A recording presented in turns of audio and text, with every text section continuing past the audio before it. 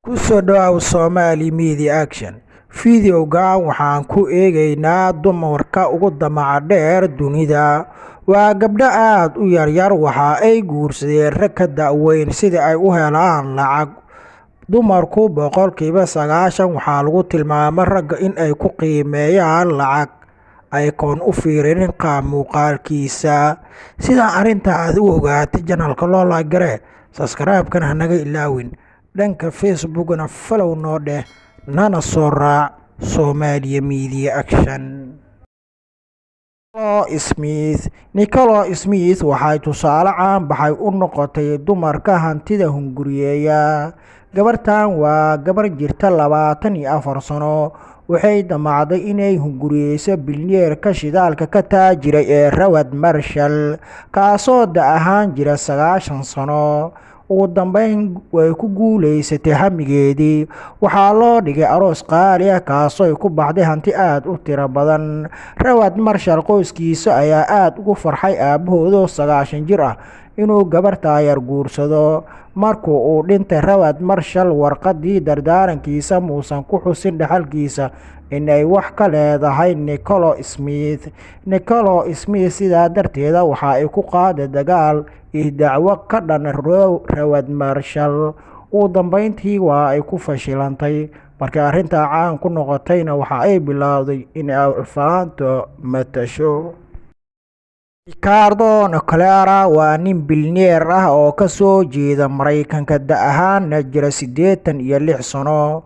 Waxaa guur si lama filaan ah ugu soo bandhigatay gabar jirta da'da 18 sano. Hase ahaatee, bilyaneerkan ayaa u dhigay aroos aad loo soo agaasimay kaasoo ku baxday lacag aad u tiro badan. Master Ricardo ayaa sheegay guurkan inuu rajaynayo inuu u noqdo midkii lagu raago oo lagu raxmaysto. Kadib 4 mar uu hor u guursaday uu ku soo fashilmay.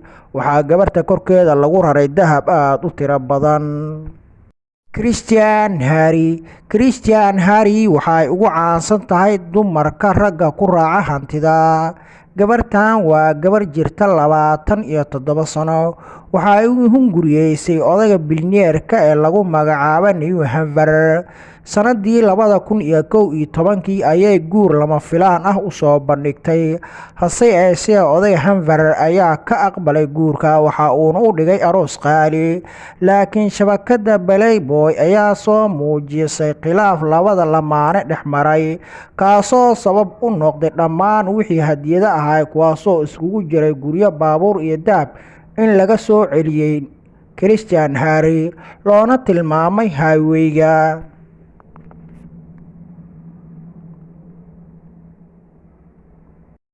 Stefano waa jaceylkii hore ee Donald Sterling.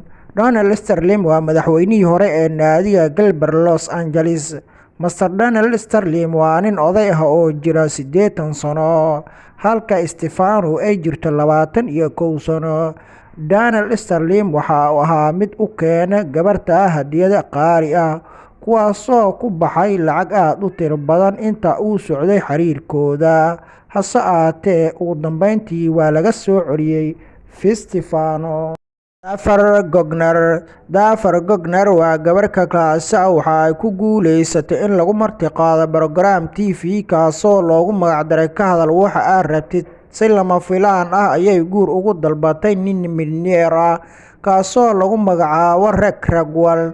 Nasiib wanaag, milyaneerkii ayaa fariintii ka aqbalay. Waxa uu dhigay aroos qaali ah kaasoo ku baxday lacag aad u tiro badan. Gacanteedu waxaa lagu laray faraantii aysan weli dumar ku riyoonin. Dawo waa gabdhaha qura ee raadiya caanbaxa iyo aqoonsiga fog. Nasiib wanaag, waa uu hergelay hamigii ay lahayd. Laakiin 7 maalin kadib guurkii waa ay burburisay iyadoo ku andacoonaysa Master Racay inuusan bilyaneer ahayn, uu arrintaana ka been sheegay. Halkaad warbixintan kala socotaan waa Somali Media Action. Fadlan daawade, subscribe-ka ilaa taba hanaga ilaawin. Booqashadaada seerjinka ku raadi Somali Media Action. Waxaad heli doontaa warbixino aad ku raaligeliyo. Inaadna rukumatidna waxa ay noo tahay dhiirigelin aad u wanaagsan. Mahadsanidin.